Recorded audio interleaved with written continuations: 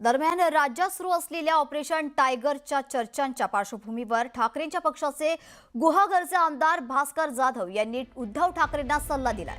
मैदानात उतरून संघर्ष करावा लागेल, काळ बदललाय, कार्यपद्धती बदलावी लागेल, काळाप्रमाणे निर्णय घ्यावे लागतील असा सल्ला भास्कर जाधव यांनी दिलाय।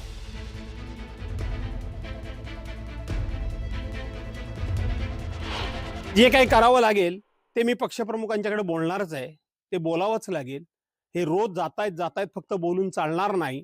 आपल्याला कुठेतरी आपली कार्यपद्धती बदलावी लागेल, आपल्याला काही ना काहीतरी कार्यक्रम घेऊन लोकांसमोर जावं लागेल, आपल्याला मैदानात उतरावं लागेल आणि मैदानात उतरून जे काही घडायचं ते घडेल, संघर्ष करावा लागेल। दिसेल हळूहळू, आपण अपेक्षा करू। मी आशावादी आहे, मी सातत्याने ह्या सूचना करतोय। शिवसेनेच्या कार्यपद्धतीमध्ये हे बसत नाही हे मला माहिती आहे, तरी सुद्धा शेवटी काळ बदलला की आपण आपली कार्यपद्धती सुद्धा बदलली पाहिजे।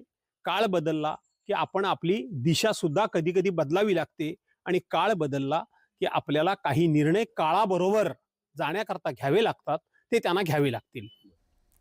दरम्यान ऑपरेशन टायगरच्या चर्चांच्या गदारोळातच ठाकरेंच्या पक्षाचे आमदार भास्कर जाधव यांनी कळीचा मुद्दा उपस्थित केलाय। पक्षांतर बंदी विरोधी कायद्यातील 10A शेड्यूलनुसार दुसऱ्या पक्षात जाता येत नाही, गट करून दुसऱ्या पक्षात विलीनीकरण करणं गरजेचं असतं। असं असतानाच 2022ला झालेल्या शिवसेना फुटीवेळी शिंदेंना हा नियम का लागू नाही असा सवाल भास्कर जाधव यांनी उपस्थित केलाय। ममता बॅनर्जीच्या पक्षाचा वेगळा गट करून मर्ज करण्याचे कारण काय? आम आदमी पक्षाचे खासदार फोडून त्याचा गट वेगळा करून त्यांना मर्ज करण्याची गरज काय?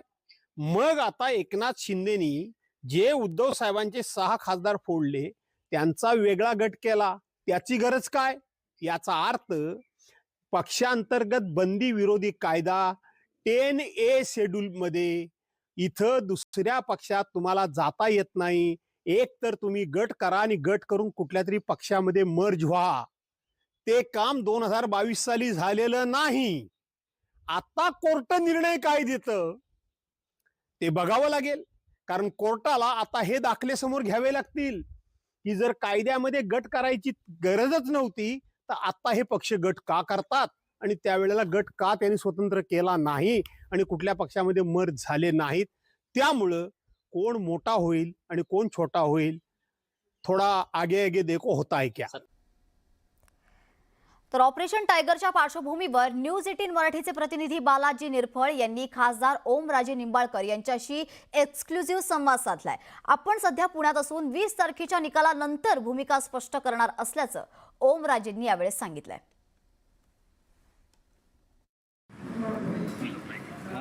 दिल्लीला गेलो, दिल्लीहून आलो, बातम्या चालू आहेत। नाही दिल्लीला नाही, मी पुण्यात आहे। बरं, मुलाची तब्येत बरी का दादा आता? मुलाची तब्येत बरी का मुलाची? चांगली। बर बर बर। आणि मी पण पुण्यातच आहे। आता इथं जे राजा गरीब येऊन बसली ती माणसं, होय म्हणती होय ती काय ती सोडायचं चाललंय, कुठे ठाकरेकडे सोडणार, शिंदे गटात जाणार, ती चर्चा चालू नाहीत का? एकनाथ शिंदे गटात जाणार, ठाकरेकडे सोडणार, असं चालू आहे ना? 20च्या नंतर बरं, काय भूमिका कधी जाहीर करणार दादा तुम्ही? तुमचं काय मत आहे, काय नाही ती सगळं 20च्या नंतर माझा निकाल झाला का मी बोलणार आहे सगळं। बरं ठीक आहे चालतं दादा, ठीक आहे। दरम्यान ऑपरेशन टायगरच्या पार्श्वभूमीवर यवतमाळ वाशिमचे खासदार संजय देशमुख यांच्याशी देखील एक्सक्लुझिव्ह संवाद साधलाय। आपण सध्या कुठेही जाणार नसल्याचं त्यांनी यावेळी स्पष्ट केलंय। भाऊ, ते जे चालू आहे तुम्ही शिंदे गटात जाणार आहे अशी माहिती आहे, गट वेगळा केल्याचं असं काही कोणाकडे गेलो नाही आम्ही, काही नाही काय। अच्छा, मग संपर्क का होत नाही भाऊ सगळ्यांशी? हो, भूमिका हो, अजून काही नाही। तुम्ही कॅप्टन आहे सगळ्या टीमचे असं म्हटलं सुषमा अंधारेंनी। नागेश पाटील आष्टीकर व्हाईस कॅप्टन आहे, तुम्ही कॅप्टन आहे असं म्हटलं जात आहे। यानंतर